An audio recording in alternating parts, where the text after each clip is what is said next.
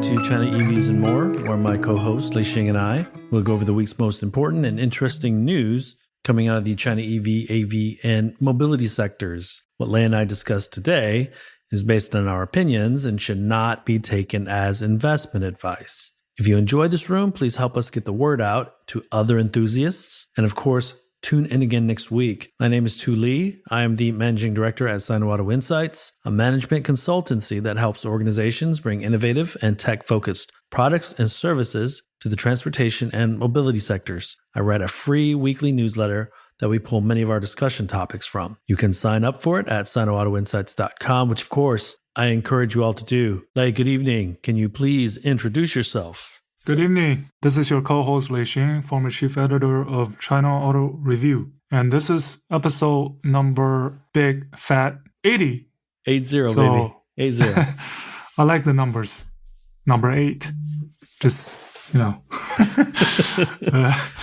how's life in the US? Are you all adjusted to the time zones now? I'm adjusted to the time zones, but I'm still not adjusted to the size of the portions. And in Michigan, at least, the amount of construction on the roads, the road construction is just life-sucking.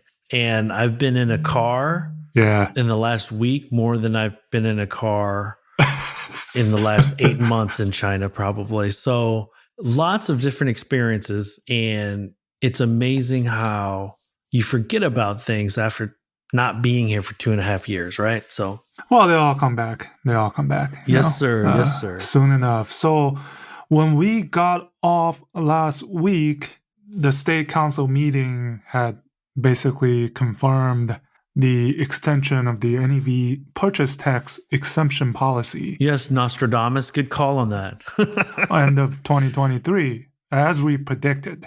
Right? Correct? Yes, sir. And one number that was thrown out was the expected exemption of around 100 billion in taxes.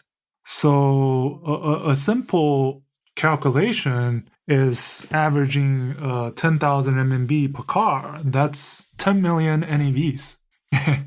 It's oversimplification, but it kind of tells you the level and what numbers we're looking at. And we look at that two ways, right? We look at it as the volume that you've just mentioned of 10 million units, but also we look at it as the sacrifice the Chinese government is willing to make for tax revenue. And it tells you how important the sector is to the Chinese government. And I actually think we've arrived at a point where by the end of 2023, the subsidies will be gone, the purchase tax exemption will be gone. But by then, we're looking at annual sales of close to double-digit million units. Yes.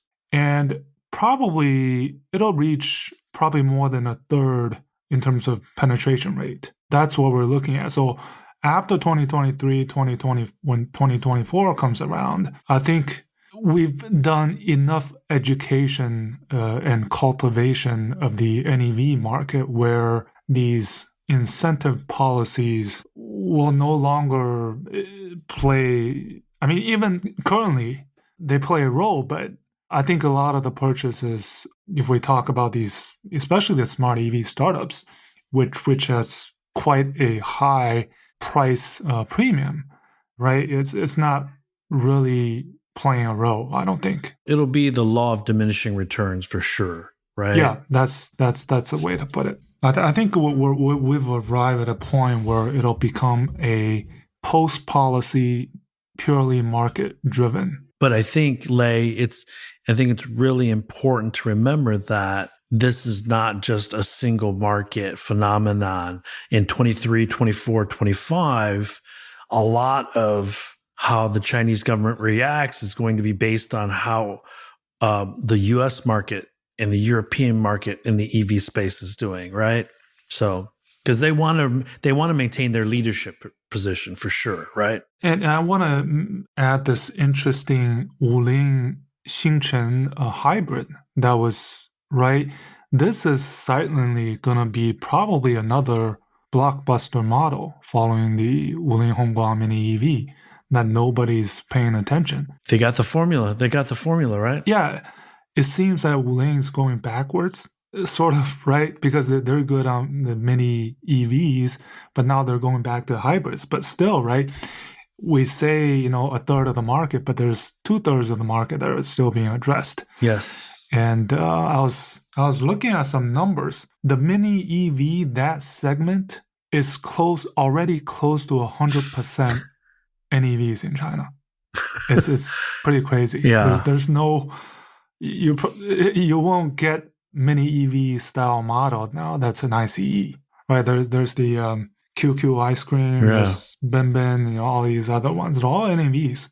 And let me add to that, because really quickly, that's because the addressable market for the mini EVs is significantly larger in China than it is in probably the rest of the world combined.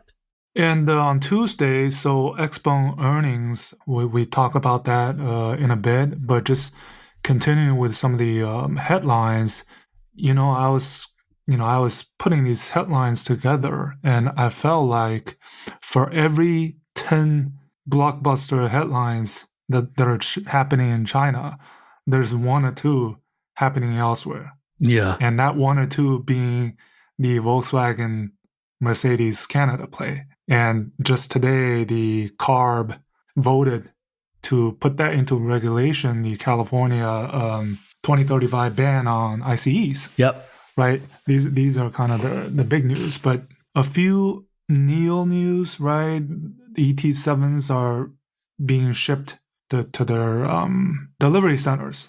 Sweden and the ES7s are being see, I'm getting crossed up. So the ES7s are being delivered to the delivery centers for delivery on Sunday to Chinese customers. Yeah, Chinese customers, and ET7s are. You're tripping me up, dude. Yeah. ET7s heading over to Europe. They're already there, right? The trucks delivering the ET7s to those countries. And the ET5 pre-production rolling off. And the latest rumors on NEO doing their own batteries, right? And also going a little bit further on their mass market brand as well. So yeah, and a few new models. The Denza D9. We saw that 400,000 basically renminbi model with over 30,000 units ordered. Let me take a bit of time here really quickly, kind of compare and contrast what's going on in the US, Europe versus China.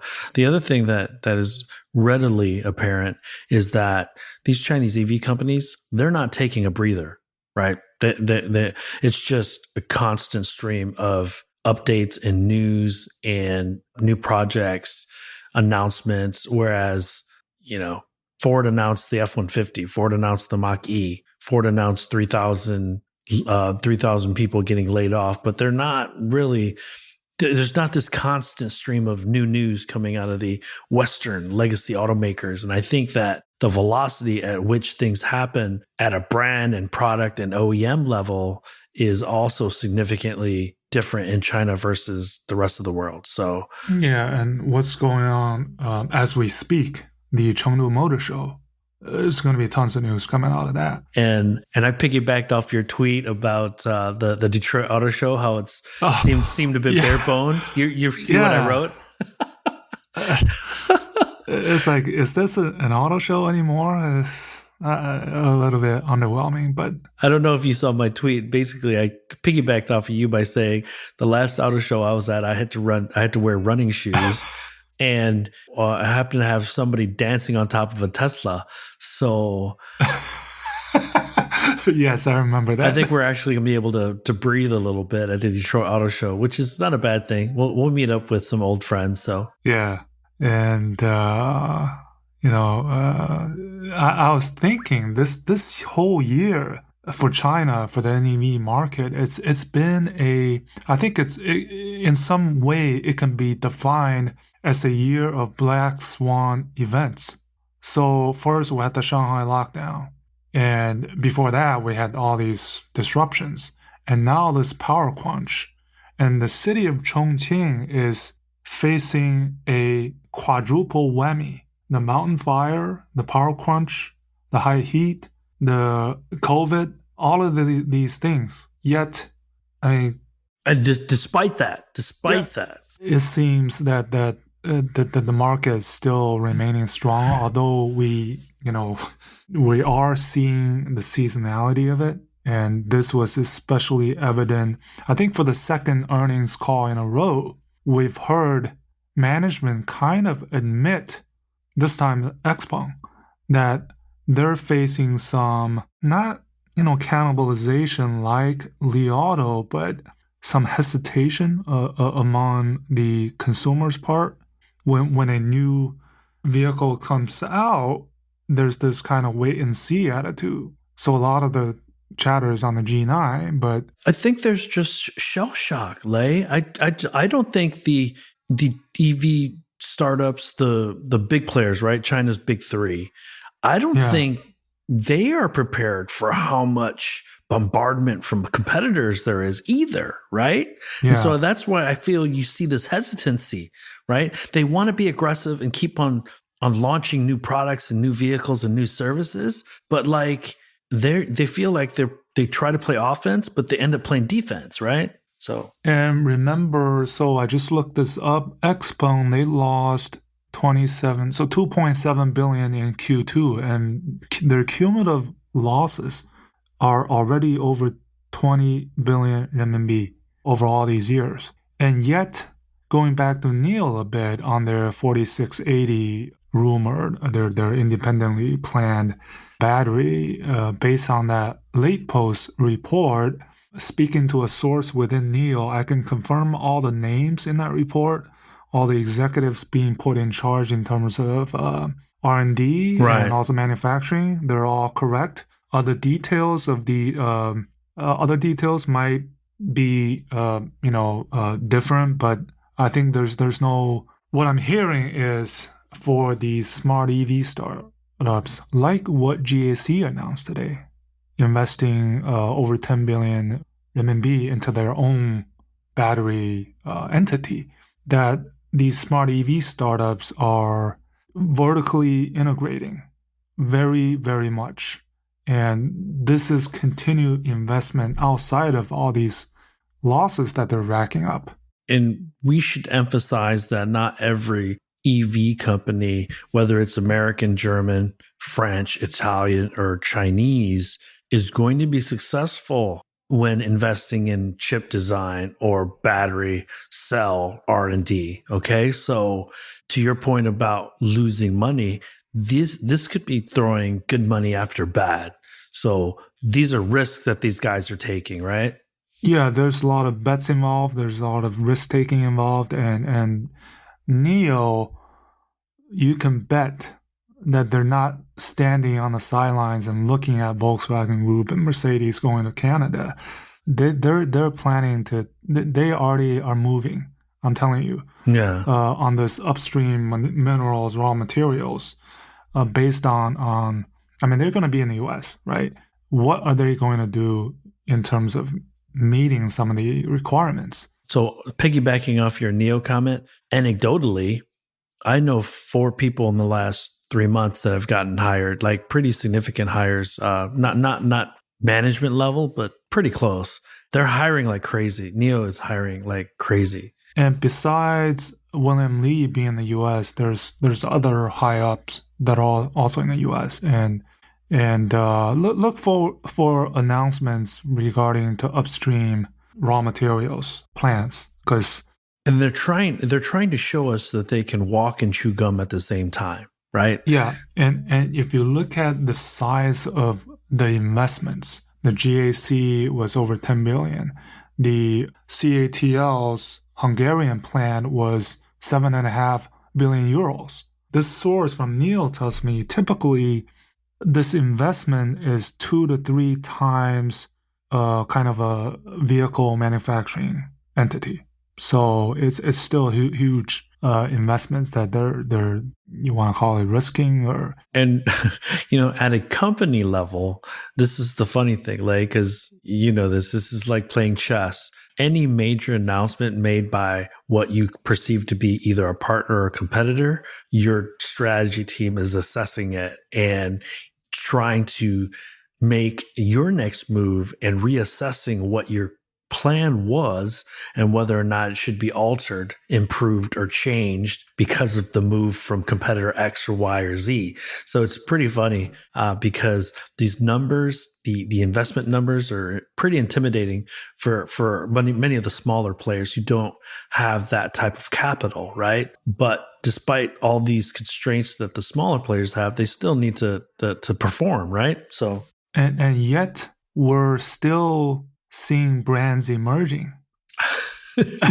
And it's not done. And they might be the ones that have the best advantage of them all, right? We have the Yuanheng Auto from Dayin, right? We have BYD's high-end, supposedly Star brand yet to be announced in Q4, supposedly, and we're still not done. Well, we still have to see Xiaomi's product. Yeah, but what I'm saying, those that are still not announced. Xiaomi, we know that was announced. Yeah. And all the while, in the recent weeks, looking at the Li Auto and XPeng's earnings announcements and what the management perspectives, it looks like when we talked about this 10K club being persistent, being there every month, we're seeing this fluctuation. I think that was unexpected because you put these models out and it's not just A plus B plus C plus D will give you, your consistent 10K. Li Auto thought it was, at least for a few months. Right. So let's go to, the XPeng's earnings call a bit.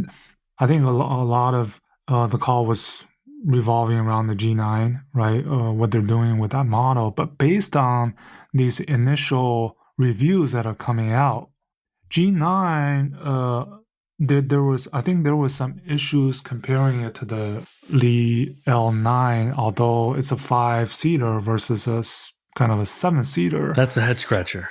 Yeah, I think the G9, some of the material finish wasn't as well done based on what I've seen in the reviews. I can personally attest, Lei, that you'd be pretty impressed with the fit and finish of the pre-production L9 that Mark and I got to test drive. So let me just say that. Yeah. And there was also, again, in the earnings call, there was a lot of discussion on that City and GP. And they're still fine-tuning it after all this time on the P5. When exactly it's going to be launched, it's going to be launched in limited locations. So it's difficult, right? It's been more than 1.5 years. Their share price got hammered after the earnings, so... Yeah, and you have Brian Gu basically saying that wait-and-see attitude that they're seeing from the consumers. Yeah, he's saying that the market is a bit cyclical. We'll be on the upswing when we have our 2 new products in 2023 in addition to the G9, right? So right, and then there's a refreshed P7 that'll have supposedly the same 800-volt architecture, right? And then the 2 models, I had tweeted that it will be a Model Y competitor in the B segment. I guess it would be called a G5. And the other one, Brian said it was a new segment that they're not addressing now. So I guess it was the MPV. MPV, yeah. Because he also said it's going to be in limited. It's more premium. It's going to be in limited. They're expecting limited in terms of sales. And that segment isn't crowded at all. Oh, Jesus. Yeah, that segment has 2 or 3 new products, not new, but 2 or 3 products that were just launched this week, right? Right. So, and they're not cheap. So somebody's got to pay for that grill, right? So you got to pay for that grill somehow. But the other thing, just dogging, I think XPeng is this margin, gross margin was right. It's basically half of what Neo and Li Autos are, right? Because they're addressing kind of a lower market positioning. So around 10% versus over 20% for the other two. Yeah. And the guidance, right? The Q3 guidance, again, similar to Li Auto, was kind of a bummer, right? And what this tells me, Lei, is that our prediction that, or our recommendation that these companies need to be in the 20,000 a month by the end of this year in order for the market to hit 6 million units. What we're seeing is that 20,000 a month is not as easy as they think it is, right? Because there's still around 10,000 units a month. The four companies are consistent so far: BYD, Tesla, Wuling, and GAC Ion. Yes. Those are the only companies, I think. So it's the ceiling that they need to shatter before they can really, really start to take off, because you can just see them learning as they go. And some of these mistakes are really expensive. And now you have He Xiaopeng sort of say, well, XPeng before they were overemphasizing on the driver assistant part of it. Now they're trying to move ahead equally on all fronts. On the EV side of it, right? On architecture. Not to mention their eVTOL, right? Yeah, the robots, whatever. And I mean, similar for NEO, right? Horizontally, there's so many things going on, right? The CEOs in the US, so many things. They're exporting to Europe. ET5 starting production soon. ES7 starting deliveries. Their battery play. And we should mention even that top group that you had mentioned, BYD, Tesla, Aeon, and Wuling. BYD is not immune. There are a ton of backlash on the BYD Auto for this warranty that they had initially articulated, and then they bait and switched the warranty. So, well, obviously, I hope there wasn't a misunderstanding, first of all. Second, that's based on that guy who put up that video, but still, let's hope that BYD did not mess up. Otherwise, this is such a turnoff. I mean, your first model, and it had so much positive energy, right, into Australia. There was like sight unseen, people were willing to buy this thing, right? Yeah. And then the other thing was I think also on XPeng's latest supercharging footprint. I mean, that's still going to take, I think, at least 2 years for it to kind of, and like we said last time, whatever they showed in that video, adding 200 some kilometers in 5 minutes, that's under, right? We didn't put up the asterisks, right? That's under ideal conditions. Yes. Same for the city NGP. Whatever videos you're seeing, once they're mass rolled out, then it might be something different. So these are the things I think that are dogging these companies, is where you're promising versus what and when you deliver. I think these are the consumers are sensitive to that. But this is the market. There's constant pressure being placed on what we would consider the favorites by sometimes lesser brands, sometimes competitors that we think are on equal footing. And and this sort of goes back to the Ren Zhengfei's, what he wrote in the internal letter, right? That we should no longer focus on scale.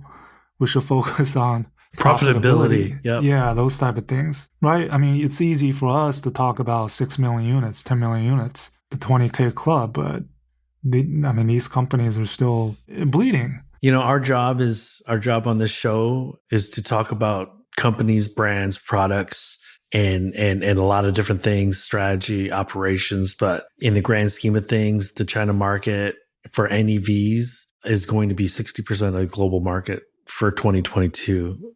So they're still crushing it compared to everybody else. But, relatively. Yes, relatively. I mean, they're going to be more than half of all NEVs sold in the world in 2022, full stop. So impressive.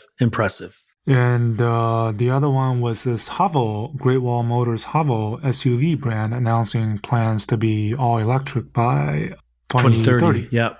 Right. All NEV, not all electric, all NEV. And then Hainan Island also was the first Chinese province. And they said that all public and service vehicles by 2025 will be swapped. Yep. So symbolic, because Hainan Island vehicle sales is not super significant, but it is the first province, so they are setting the bar for the rest of China. And you had mentioned the California. We knew about that, but they actually put pen to paper now. They made a vote. What's significant, there was a New York Times article that I had kind of referenced in this week's newsletter about California normally forcing the domestic, or not domestic, but the automakers that sell in the United States to upgrade or change their products, because the California is the largest market in the United States. And rather than build a car for California and a car for the rest of the United States, they just end up going with whatever. Normally it's more stringent, either mileage or CAFE standards or emission standards. And normally also there are 12 to 14 other states that piggyback off of California's policies. So it's not just a California thing. This is a significant change for the United States. There's going to be battles in the courts to really push back on it. But at the end of the day, California is leading the United States into the EV future for sure. Yeah. And I'm thinking China probably should update that 2025 20% target, because it's going to be smashed this year. I think so. For sure. If not 25%, at least 20%. So, just kind of this competition going on. So I'd spoken with a journalist on a background for a story, and he asked me an interesting question, and I'll ask it to you, Lei. When do you think China will reach 50% take rate?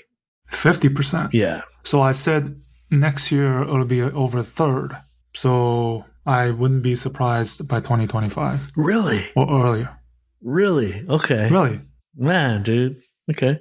But the thing is, we need to come back down to earth a little bit. What's been happening in Sichuan and Chongqing, I think it's a wake-up call. I had Tanner Brown asking me for a few comments. It's, once you put all these EVs on the roads, what does that do to the grid? How can that be handled?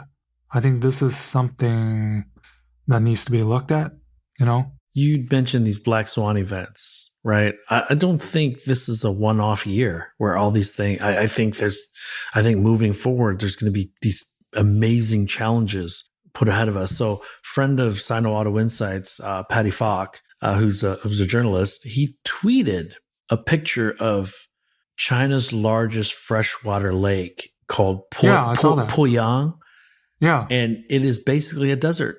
Yeah. So these black swan, like I mentioned, the black swan events, and they're not over for the rest of this year, right? Because the other thing that could be very significant, and this has nothing to do with natural disasters, but if the Chinese companies get booted off of the U.S. exchanges, that's going to be a black swan event too. So right, and you have all three, right? So Li Auto, all three big three, vertically integrating, putting up their superchargers.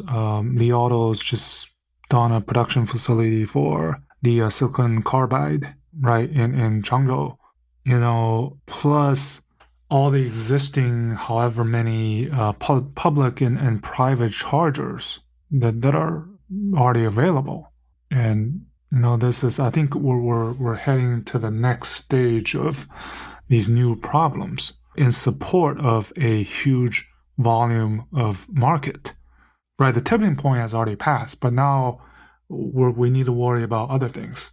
It's no longer why or if China can sell 10 million NEVs a year, or whether it can reach 50% by 2025.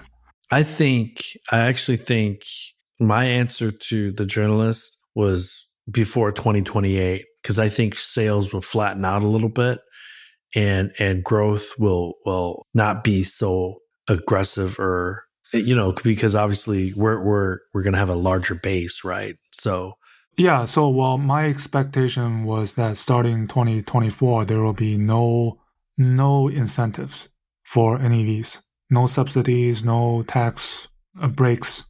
So I don't know. I'm going to put an asterisk on that, and I agree with you with an asterisk. I think it depends on how well the US market is doing. If it's doing really, really, really well in 2024, 2025, I just don't think that the Chinese government will sit there and not do anything to try to keep the momentum going in the domestic market. I don't know if it'll be subsidies, but it'll be some sort of catalyst that they'll try to provide. So I kind of look at it this way. So when we talk about the Chinese NEV market, we have to look at it different perspectives. So one phenomenon that is going on is China EV Inc. expanding globally. I think that will happen faster. And I'm not talking about the US and North America, but let's say Europe and potentially North America. That's going to happen a lot faster than people think.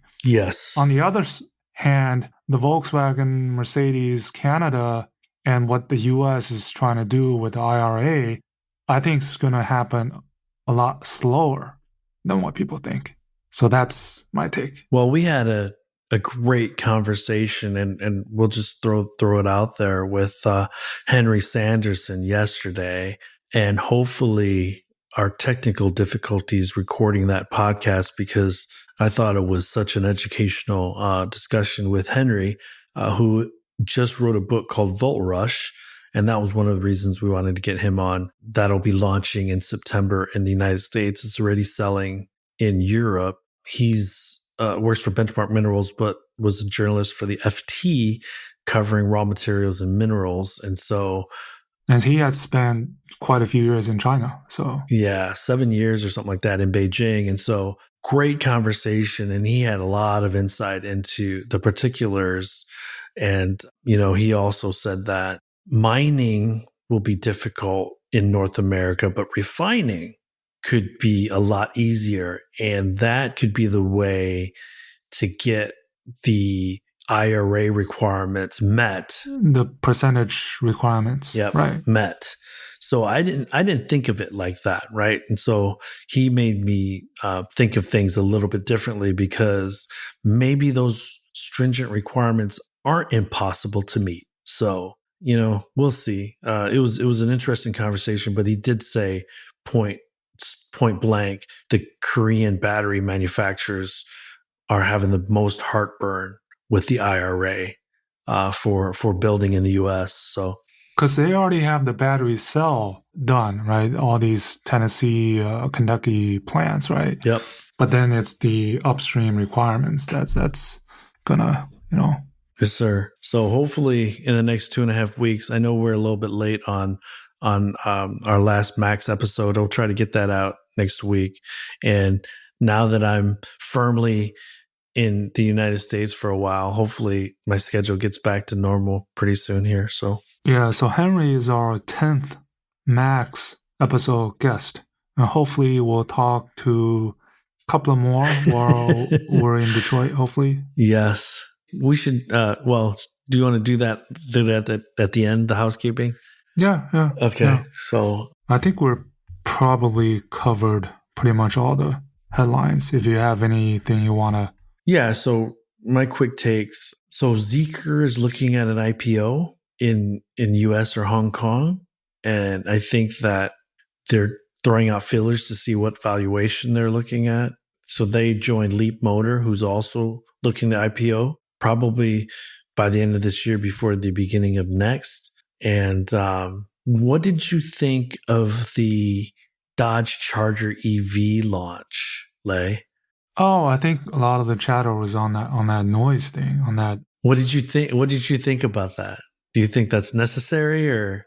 I mean, zoom, right? I mean, if you want to retain your kind of brand or model signature, then do it. Although people say the EVs in the first place are quiet, but that's. I thought that the the concept car looked great, but I thought the sound thing was a little bit cheesy. Cheesy, yeah. So, yeah, and then just Ford confirming the job cuts and plus the raising prices for the Mach-E. 47,000 is the starting price now. Yeah, yeah. So the one thing that I also wanted to talk about that I forgot to mention at the very beginning was going to the Woodward Dream Cruise. Oh, so yeah, that's on Saturday, I thought it was July, but it's August. Prior to COVID, there's a road in Michigan, Metro Detroit, called Woodward Avenue, and it takes you all the way down to Detroit.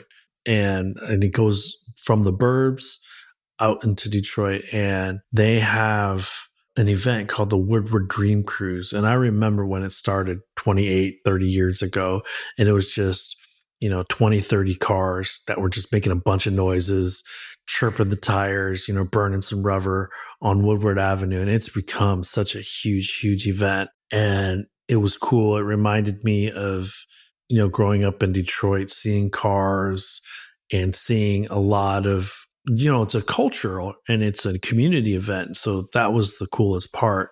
The crazy thing, and this is the funny part, Jay Leno was there and he was invited by Ford Motor Company, and they had blocked the northbound side of Woodward Avenue for 10 minutes in order to get some F-150 Lightnings on the road. And it was just completely annoying because Ford effectively kind of sponsored it, which is kind of lame. But, I've seen some cars that I was like, man, I want to get that car. One of my favorite cars in the world is a Pontiac Le Mans GTO. Love it. And there were a couple of Italian exotics, not many, but a few Teslas out there, but pretty much a lot of Detroit muscle and some Cadillacs and some Lincolns. So super cool. But right. And then there's the Pebble Beach, Monterey, Quail, all that's going on. Yeah. Great. And just to add the CATL's H1 report, you kind of saw, I think, was their profit was still pretty good, but it took a hit because the upstream Tianqi Lithium, right, they smashed their report because of these rising prices. That was interesting, I thought, which I think we talked with Henry a little bit. Yeah. And then just the EQE making the headline from the CNEV post report, I thought was funny. Oh. Give me a reason to not want to kneel or something. $90,000 for that EQE. $90,000. Holy cow. I tweeted about it. I was like, you can't sell it for $90,000. Are you kidding me? So, but then, for that positioning, there's no way Mercedes is going to put it under a certain price point. For sure. There's just no way. Yeah, they'll address certain customer base, but that market is shrinking, right? You agree with that, right? The Chinese consumer wanting a Mercedes just because it's a Mercedes, that's a dying breed. I think the logo is less meaningful than the features and how compelling the brand messaging is, right? Yeah, I think what's really interesting is let's look beyond the SUV market and the sedan market. So the two segments that are really developing, interestingly, one is the electric high-end MPV market. That's going to be crowded. And the other one is the off-road high-end brands. And there's yet another brand announcing, I think, next week, which is the M brand from Dongfeng. So the sister brand to Voya. Right. So it's called Mengshi, which means, I don't know what the English for it is, but it's positioned as a premium electric off-road brand. And we already have Radar. Radar is much more below, I think. And we're going to have Tank, Great Wall Motors Tank. They're going to move into the NEV pretty soon, like what Havoc did. Quickly. Yeah, I think any type of advertisement for an ICE brand is kind of dead on arrival. I just don't know how many Chinese consumers really, really are like, yeah, dude. I think generally speaking, they're expecting NEVs, right? So, and BYD and company, the Denza Inception concept, one of the new Ocean series, the Frigate 07. What the heck is a frigate? oh, I think it's a boat, no? It's a ship. Yeah, it's a military ship. Yeah. It's being unveiled. So we'll talk about Chengdu next week. And this weekend there's the World New Energy Vehicle Conference. Yes. Which CATL is going to announce the first customers for their Chilean batteries. Big moment. Yeah, and then next week is the one of the Mengshi's unveil. And then next week we talk about August sales.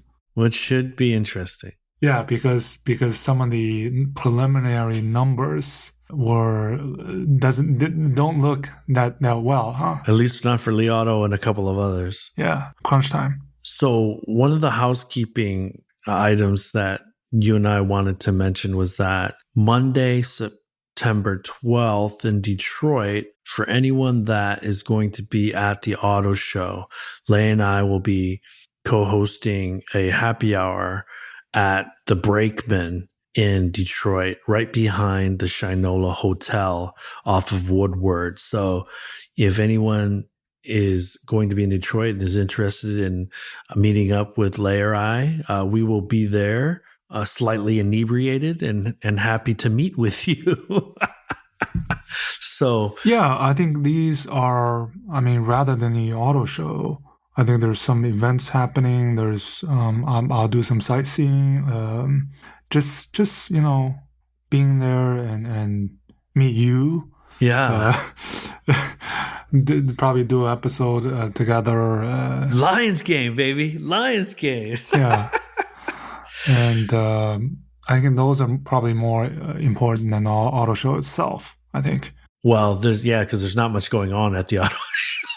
According to that schedule. According to that schedule as of today. Yeah. So and there's going to be that battery show too. Battery show, yeah, hopefully we'll have time to check it out. There's going to be at least a handful of people we know, journalists, executives that we're interested in meeting with and talking with. So, for me, it's just to touch and feel more than anything else, because we've been talking about China EVs and more for the last 1.5 years without me being on the ground, which I feel like I'm, 10% not,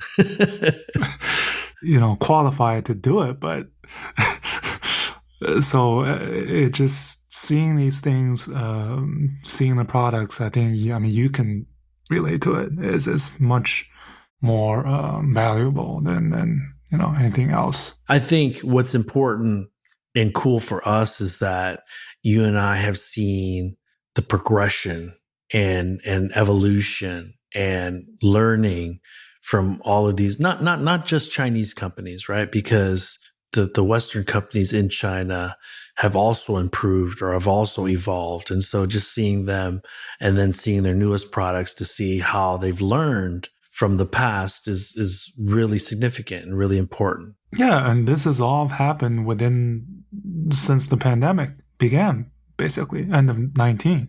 The way I describe it is what's changed over the last 20 years and what's changed over the last 2 years and what's changed over the last 2 months, 2 weeks. Well, Joe Biden in a speech 2 years ago, was it, did say that we'll see more technological change in the next 10 years than we did in the last 50. So that's basically what you're saying. Yeah. And now just the T-Mobile teaming up with SpaceX, offering that direct-to-cell. That's crazy, right? Service. That's awesome, though, right? That's awesome, man. Yeah. So, and hopefully we'll kind of put out a notice or something. We will. Yeah, we'll come up with something. Yeah, if for those that are interested in learning more about our whereabouts in Detroit during the auto show week, you can DM us, and we'll be happy to let you know the events that we plan to attend. That brings us to the end of this week's show. Lei and I thank you for tuning in. My name is Tu Lee, and you can find me on Twitter at Sino Auto Insight. That's SinoToInsight. AUTOINSIGHT. You can find Lei on Twitter at LeiXing77. That's LEIXING77. If you wouldn't mind rating and or reviewing us on Apple Podcasts, Spotify, or wherever you grab your podcast from, we'd appreciate that as well. Even better, if you enjoy this show, please tell your friends about it. Please join us again next week as we track down all the latest news on China, EVs, and more.